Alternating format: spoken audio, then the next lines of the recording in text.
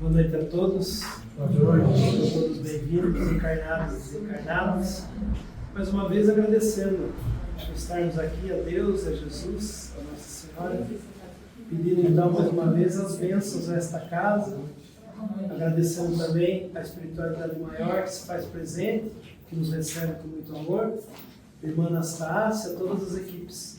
Agradecendo também aos nossos irmãos individuais, os nossos anjos de guarda, que nos proporcionaram chegar até aqui com tranquilidade, segurança. E todos os irmãos que não puderam estar aqui recebam também hoje as mesmas bênçãos que iremos receber e que as nossas melhores vibrações possam chegar até eles e também até todos os irmãos necessitados que estão nos tratamentos, que estão aí precisando nesse momento. Pedindo então a Jesus que ilumine a casa, proteja, fortaleça os trabalhos nesta noite.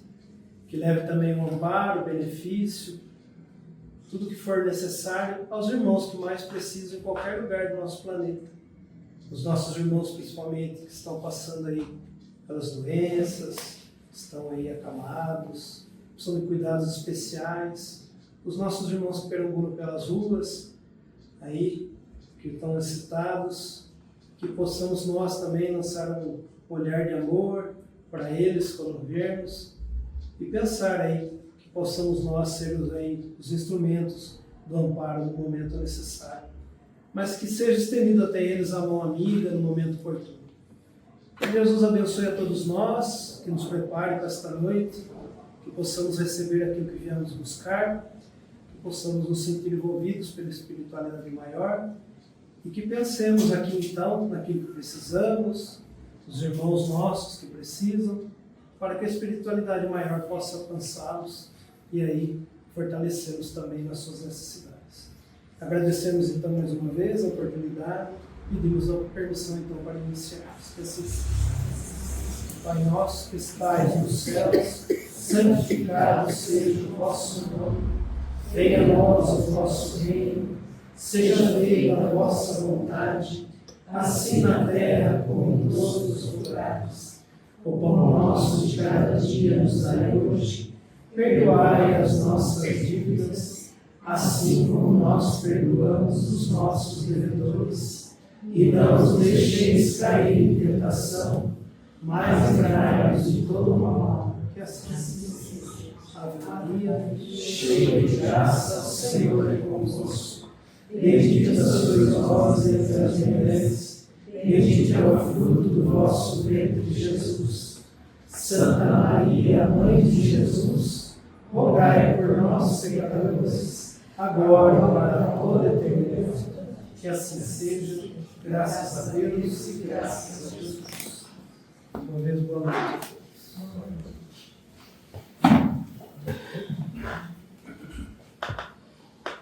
Boa noite a todos. Boa noite também à espiritualidade amiga, a todos os irmãos que aqui se encontram. Nós vamos dar início a essa etapa das nossas atividades. O livro que nós estamos trabalhando é o livro Pão Nosso. É a psicografia de Emmanuel, psicografia de Chico, ditado pelo Espírito Emmanuel. Tem alguém vindo pela primeira vez? Sejam bem-vindos.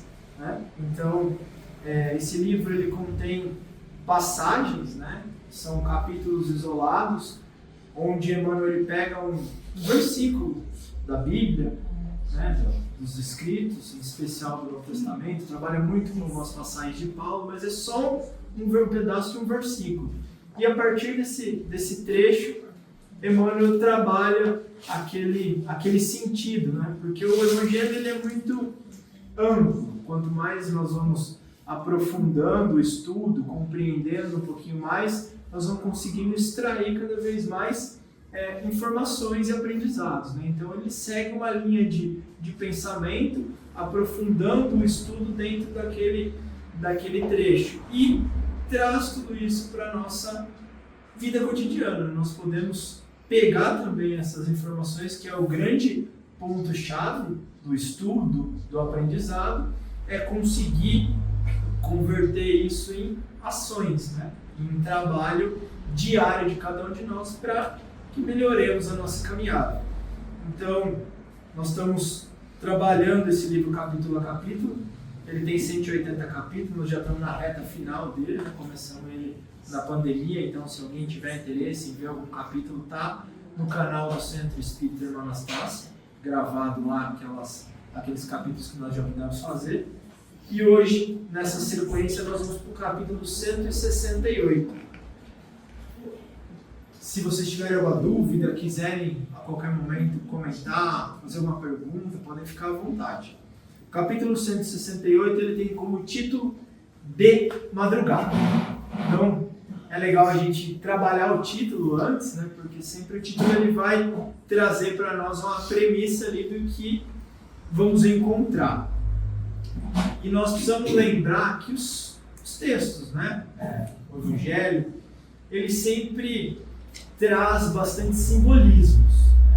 Jesus, ele trabalhava suas passagens, suas parábolas de maneira simbólica. Por quê? Porque ele falava a diferentes tipos de pessoas. Então, ele falava para um agricultor, para um pescador, para um doutor da lei, para uma criança, para uma pessoa que estava ali curiosa. E cada um conseguiria compreender aquela passagem de acordo com o seu grau de entendimento. Isso acontece com nós hoje, né?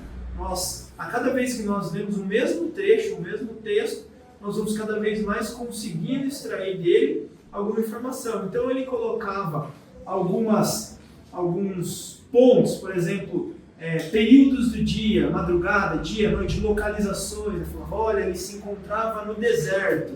E isso significava, poderia sim, na parte literal, ele estar ali num deserto, né, que era habitual daquele povo, era a região deles, mas pode ser que o deserto fosse o interior de cada um de nós, o deserto da nossa luta, né? Existe, então, épocas do ano, né? Até Paulo trabalha se eu não me engano é para Timóteo que ele estava conversando, falando, olha, não viaje no período ali do inverno, né? Deixe para viajar depois do inverno. Então o inverno, né, era uma época muito hostil para se navegar ali no mar Mediterrâneo. Mas também pode significar, né, que quando nós estamos ali passando pelos invernos, pelas dificuldades, né, das nossas vidas, nós devemos não deixar para, vamos dizer, buscar Jesus, ou tentar mudar, ou tentar fazer alguma coisa logo depois da dificuldade, né? A gente precisa ir se preparando para que a hora que vier o inverno a gente já esteja no rumo, no lugar que nós deveríamos estar. Então esse sentido simbólico de algumas palavras, algumas passagens, algumas localidades, alguns períodos que vai sendo colocado, eles trazem tanto o sentido do momento, que pode ser literal, como está se lendo, mas muito além disso a gente vai conseguindo extrapolar as lições e tirar um fundo moral e mais aprofundado dessas passagens. Então o título de hoje é De Madrugada. O que é madrugada? Que período que é a madrugada? Meia-noite às 6. Não, existe, vamos dizer assim, existe o período da noite, né? Se a gente falar, anoiteceu, é logo o começo da noite. Aí tem o dia quando está clareando. Madrugada é mais ou menos o meio, não é? Se a gente, o lusco-fusco ali, né? Não está nem noite nem dia, né? Então nós podemos entender, vamos dizer assim, vamos ver se Emmanuel vai trazer esse texto puxado para essa transição, né? Noite, né? Às vezes a gente pensa a noite como sendo um período mais difícil também, né? Ou dia, quando sendo a hora que a coisa começa a clarear, quando uma nova oportunidade, um novo caminho se abre, né? Então, a madrugada ela é um intermédio entre noite e dia. Então, Emmanuel possivelmente vai também trabalhar esse texto nessa linha de pensamento. E o versículo, que Emmanuel trabalha é uma passagem do Evangelho de João, capítulo 20, versículo 1. Então, ali o capítulo 20, ele já é o pós-desencarne de Jesus, né? Então, acho que capítulo 18 ali começam as dificuldades, né? A prisão e tudo mais de Jesus, e ali no capítulo 20 já é após a crucificação do Mestre.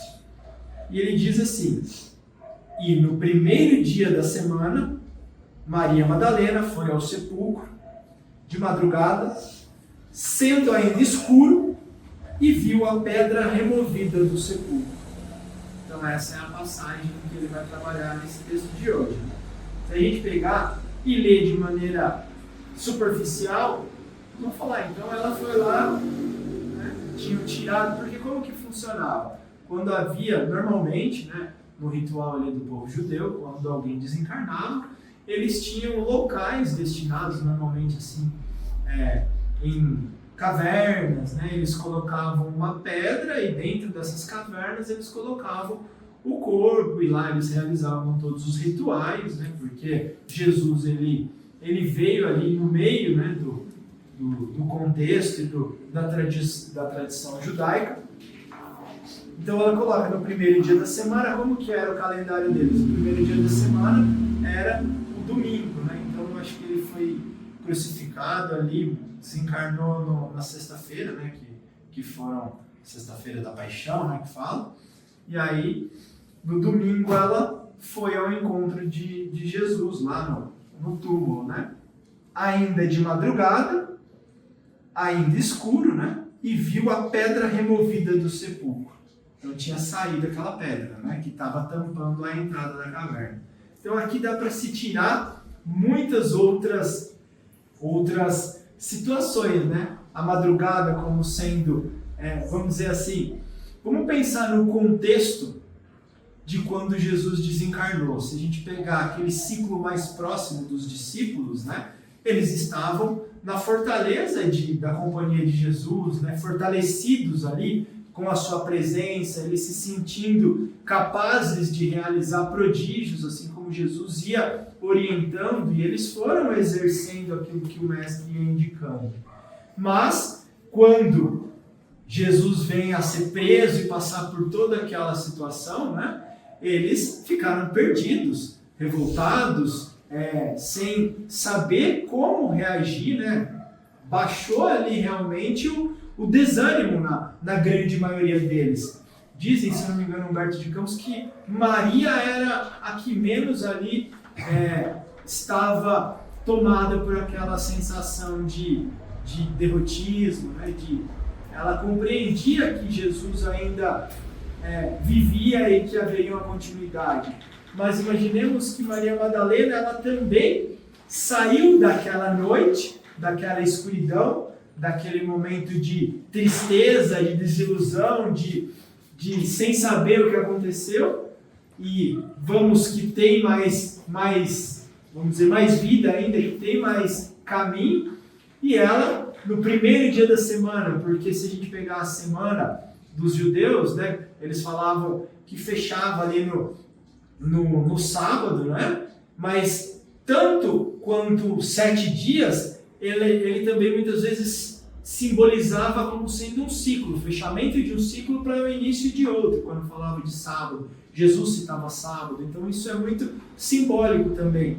Então quando diz o primeiro dia é o quê? Você está iniciando um novo ciclo agora, é um primeiro dia de uma situação em que eles não tinham mais fisicamente Jesus como sendo aquele esteio da caminhada deles, porém ainda havia toda uma caminhada e havia ainda muito trabalho a ser realizado. Então ela saía da noite em madrugada, porque ela ainda tinha, né, o entristecimento, a incerteza, mas ela já estava dando aquele primeiro passo para um novo caminho. Então ela saiu daquela situação de comodismo, de desânimo, e ela foi em busca de uma nova semana ali, né? Então, e viu a pedra removida do sepulcro. Qual que é a pedra removida ali? Ela foi, vamos dizer, a precursora da ressurreição, né? Do entendimento da continuidade da vida. Ela foi quem deu esse primeiro passo para depois levar essa mensagem e reavivar o ânimo e a caminhada de trabalho de cada um daqueles que optaram por seguir Jesus. E aí Emmanuel ele vem e traz para nós o seguinte, que nós não devemos... Vamos lembrar assim, ó, tudo aquilo que eles vivenciaram, a lição que foi trazida lá no Evangelho de João, o que Emmanuel está comentando para nós aqui, não é com os discípulos daquela época, somos nós em todas as situações de dificuldade. que era para eles ali a morte de Jesus? Assim como pode ser para mim a morte do meu pai, que foi o esteio da minha família, e agora eu me sinto perdido. Pode ser a perda de um emprego, que agora eu não sei para que lado eu sigo. Pode ser uma dificuldade grande que está na minha vida e eu não vejo ainda uma saída, né? Então ele está falando, a gente sair da escuridão da noite e dar o primeiro passo, que pode ser a madrugada, até que um novo dia floresça. Então vamos levando e trazendo isso para cada um de nós, né? Não devemos esquecer a circunstância em que Maria de Magdala recebe a primeira mensagem da ressurreição do Mestre. Lembrando, né? Maria de Magdala era uma mulher, né? Uma mulher que existem diversas histórias, né? Alguns dizem que ela foi uma meretriz, outros dizem que não era bem aquilo.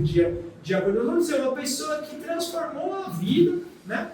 E uma mulher naquela época era uma, vamos dizer assim, uma grande dificuldade extra, porque elas enfrentavam todas as dificuldades de uma sociedade patriarcal, né? Onde o homem era a base da família e a mulher não tinha direitos e ela obedecia e ela era, quando sem o marido, ela ficava à margem da sociedade. Então ela foi a primeira a ver Jesus, né, a entrar em contato com Jesus, a levar a notícia.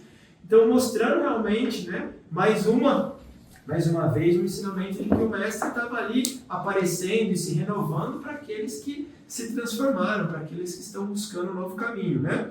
Então, o contexto ali é ela levando, até Pedro falou, mas por que Jesus apareceu para você, né? Não apareceu para um homem, para mim, que era vamos dizer, o mais próximo de Jesus, né? No seio de perturbações e desalentos da pequena comunidade, a grande convertida não perde tempo em lamentações estéreis, nem procura o sono do esquecimento. Então ela não ficou lá chorando e se lamentando, ela não ficou lá, como ele coloca aqui, né, no sono do esquecimento. Ela sai, mesmo que carregando ainda todas as suas dores, né, na madrugada, no meio termo ali, mas ela busca algo, ela vai dar um próximo passo, ela não se deixa somente abater, ela foi fazer alguma coisa. Ela não foi lá achando que ela ia encontrar Jesus, mas ela saiu do comodismo e foi buscar algo, né? Ela foi fazer algo. Os companheiros haviam quebrado o padrão de confiança. Então, enquanto ao lado do Mestre, todos fortalecidos. Agora, com Jesus morto, né? O que vai ser de nós? O que vai ser da nossa ideia? Lembrando que muitos até acreditavam que o Mestre viria para colocar os judeus, para libertar os israelitas daquela opressão que eles sofriam, né? Acreditavam que eles iam tomar o lugar que era de direito deles, como sendo, vamos dizer assim, de dominados a dominadores. E Jesus não veio fazer isso, ele não veio colocar os judeus como os maiorais ou colocar eles na posição de domínio agora. Ele veio mostrar ele veio trazer uma outra perspectiva de vida para todos eles, né? Mas até mesmo Judas, né, muitos acreditam que Judas queria que houvesse aquela revolução antecipada para Jesus mostrar o poder que ele tinha e tomar o poder, né? Mas Jesus não era o Senhor da guerra, né? Jesus era o Senhor do amor. Então ele falou, não, esse aqui não é meu reino. Ele veio para ensinar uma outra visão de vivência para nós, né? Então, entre o remorso da própria defecção, a defecção é quando a gente deserta, né, abandona um compromisso, uma obrigação, né? Então, entre o remorso da própria defecção e a amargura pelo sacrifício do Salvador, cuja lição sublime ainda não conseguiam aprender, confundiam-se em atitudes negativas. Então, aqueles discípulos ali, eles não compreendiam totalmente o que estava acontecendo. Imagine, olha, eles descobrem que o Messias prometido tinha vindo, eles seguiam ele tinha tanto para ensinar, mas mataram ele. O que ia ser de tudo aquilo? O que ia ser deles? O que ia ser da mensagem? Imagine quantos questionamentos, né? Então, já pararam para pensar nas nossas vidas quando a gente tem um plano traçado, eu quero aquilo, eu vou fazer aquilo, e está tudo se encaminhando, e de repente não vai ser mais aquilo. Desaba, né? Cai, minha família está bem, morre alguém? Quantas vezes na nossa vida a gente vai ter esses reveses que a gente não vê saída? Estava tudo certo para que aquilo acontecesse, mas não foi do jeito que eu esperava, né? E a gente precisa se reinventar e seguir, né? Então aqui confundiam-se em atitudes negativas, né? Então a gente às vezes cai na depressão, cai no desalento, cai no desânimo, não consegue dar o próximo passo. Pensamentos contraditórios e angustiados azorragavam-lhes os corações. Madalena, contudo, rompe o véu de emoções dolorosas que lhe embarga os passos. Ela vai começar ou seguir ou fazer alguma coisa diferente ao invés de ficar ali só se lamentando, né? É imprescindível não sucumbir, né? Não cair, não deixar os fardos nos pesarem demais para que nos aniquilem as atitudes, né? Transformando-os, acima de tudo, em elemento básico da construção espiritual. Então o Espiritismo ele nos ajuda a compreender que os fardos, as dificuldades, se bem aproveitadas, elas são motivo de aprendizado, né? O Evangelho, para quem quiser, né? Em especial aquele que estiver passando por dificuldade, pega o capítulo 5 do Evangelho segundo o Espiritismo e lá claramente vai estar, né? Bem-aventurados os aflitos, né? Felizes serão os aflitos. Qualquer aflição não. As aflições bem vividas e extraídas delas os aprendizados, porque cada um de nós estamos aqui para crescer e evoluir. E muitas vezes a gente precisa do estímulo. E aquele que não aprende pelo amor, aprende pela dor. Então a dor, a dificuldade, a aflição, a tristeza ainda é motivo de transformação de pensamento, de buscar uma outra alternativa, de buscar um amparo. Quantos de nós já não buscamos um auxílio espiritual por conta de uma dificuldade que estávamos passando? Quem não começou a orar mais? Quem não ressignificou a vida por conta de uma grande dificuldade? Falou, opa, eu acho que eu estou, depois disso, de eu ter passado por isso, eu acho que a minha vida não é só aquilo que eu esperava, ou existem coisas mais importantes do que aquilo que eu buscava, ou o dinheiro não é o mais importante, aquilo que eu estava focando não é aquilo que é o que eu mais amo, ou aquilo que vai ficar para mim, né? Então, é a dor que nos ensina, né? Muitas vezes é a dificuldade que faz a gente crescer espiritualmente. E Maria resolve não se acovardar ante a dor, porque o Cristo for imolado na cruz, não seria lícito, não seria certo, justo, né?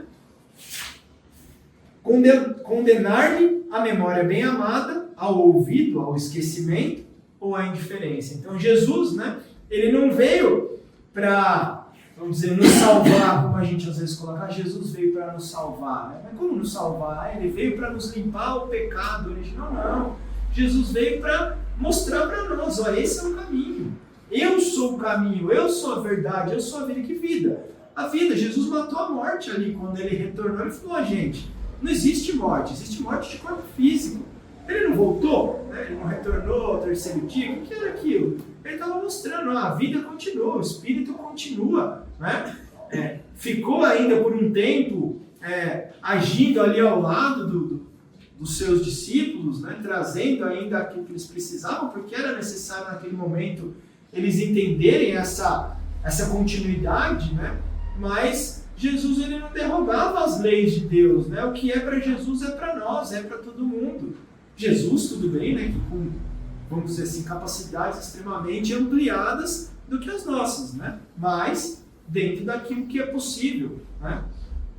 Então ele traz, não seria lícito, né? Não seria certo da nossa parte pegar tudo aquilo que Jesus fez, toda a mensagem que ele trouxe, todo o ensinamento que ele veio, que ele se propôs, tudo aquilo que ele passou para nos ensinar e enterrar, porque agora Jesus falou, ele predisse para todos eles o que aconteceria. Ele foi lá naqueles episódios do Lava Pés, da Última Ceia, ele falou para eles, olha, eu vou desencarnar, eles vão me matar, né? Então ele mostrou, era aquilo que ele precisava passar, ele sabia que ele ia passar por aquilo. Porém, ele passou por tudo aquilo realmente para deixar para nós a lição, para mostrar para nós o caminho, né? Então, não seria justo a gente pegar tudo aquilo e falar, não, agora não vai ser mais nada de nós, cada um volta para a sua antiga vida. Não, é pegar aquilo que ele deixou e vamos dar continuidade, né? Ele ensinou, agora cabe a cada um seguir. Vigilante, atento a si mesmo, antes de qualquer satisfação aos velhos convencionalismos, vai ao encontro do grande obstáculo que se constituía do sepulcro. Então ela fala, qual que era o grande obstáculo? Né? A morte. Né? O que ela fez? Ela tirou a pedra, ou a pedra do sepulcro não estava mais lá. Se a gente parar para pensar quantas vezes com perdas de entes queridos a gente não fala o que vai ser de mim, o que vai ser da minha família, o que vai ser da minha vida, né? E ela foi ao encontro, né? Ela foi até o sepulcro, estava lá tirada a pedra do sepulcro. Olha o simbolismo. Muito cedo, precedendo o despertar dos próprios amigos, porque muitas vezes a gente desperta em horários diferentes, né? Uns despertam antes, outros despertam depois, e isso é necessário que entendamos, nem todos vão despertar ao mesmo tempo. Então ela saiu daquele marasmo, daquela tristeza um pouco antes que os demais. Né? Ela, cedo, ela já estava saindo ali da madrugada, né? Precedendo o despertar dos próprios amigos e encontra a radiante resposta da vida eterna. Então ela vai ao encontro e lá ela tem o seu coração consolado porque ela encontra com o Mestre vivo, né? E aquilo traz para nós que a vida é eterna. Por quê? Porque a morte não existe, né? Rememorando esse acontecimento, então para finalizar, né, aqui Emmanuel vai deixar para nós as lições finais. Rememorando esse acontecimento simbólico, recordemos nossas antigas quedas por havermos esquecido o primeiro dia da semana, tocando em todas as ocasiões, trocando em todas as ocasiões o mais cedo pelo mais tarde. Olha que legal que ele coloca, né? Então ele fala, agora analisemos nas nossas vidas as nossas quedas. E muitas dessas nossas quedas, né, elas foram e aconteceram porque nós trocamos o mais cedo pelo mais tarde. O que é isso? Nós deixamos a coisa acontecer, nós deixamos o abatimento vir, nós deixamos de dar um passo, de fazer alguma coisa, de se levantar, de recobrar o ânimo, de ir para frente, né? Deixando mais tarde, né? Então ela foi mais cedo. Então ele está pegando todas as palavras ali que trazem outros sentidos simbólicos para mostrar que nós também devemos seguir esse exemplo dessa orientação, né? Então, primeiro dia da semana, né? Lembrando, quebrou-se um ciclo, né? Inicia-se na outra, a luz vai vir, um novo dia vai começar, um novo ciclo vai raiar, né? Morreu, desencarnou alguém que eu amo, né? Um dia nós reencontraremos, porém a nossa vida continua. Perdi o emprego, quem sabe eu não perdi esse emprego porque o outro melhor há de vir. Ah, um amigo me fez alguma coisa, vai vir um outro melhor amigo, isso era para abrir a nossa vista para alguma coisa que era necessária. Eu fiquei doente, quem sabe aquela doença não me despertou para cuidar da minha saúde, ou não fez eu repensar em alguma coisa que espiritualmente vai ser necessária para o meu crescimento. Às vezes nós perdemos fisicamente alguma coisa, materialmente alguma coisa, mas lembrando que o grande objetivo da nossa existência aqui na Terra não é o sentido físico, e sim utilizar as coisas materiais para que a gente consiga agregar em nosso espírito novos valores, novos aprendizados, novos caminhos. Né? Faz parte viver de tudo aquilo que nós precisamos viver na Terra, mas lembrando que tudo aquilo que se encontra ao nosso alcance, à nossa disposição, é ferramenta, né? É a consequência que importa daquilo que nós fazemos, e não somente aquilo que... a doença ela é muito ruim, depende. Se a doença fizer eu me transformar, eu me modificar, eu me melhorar, a doença é ótima. Se um acidente me fez mudar uma conduta, um pensamento, me fez, às vezes, um acidente me fez não perder a vida, não tirar a vida de alguém. Então a gente não sabe o que haveria de vir, mas aconteceu aquilo, mas podia ter sido pior. Ou o caminho podia ter sido ladeira abaixo se não tivesse tido aquela cutucada dolorida.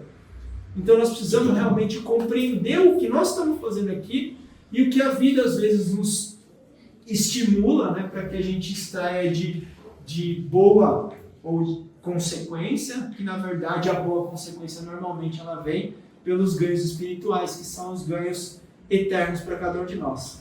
Então isso aqui é um pouquinho do que a gente pode trazer desse capítulo de hoje. Se alguém quiser trazer algum ponto, algo que acha importante, se tiver alguma dúvida, estamos à disposição. Hoje está em cima do tempo, né?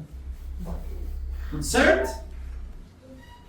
Então, que a madrugada passe e um novo dia raie para a vida de todos nós, né? Uma boa continuidade de noite.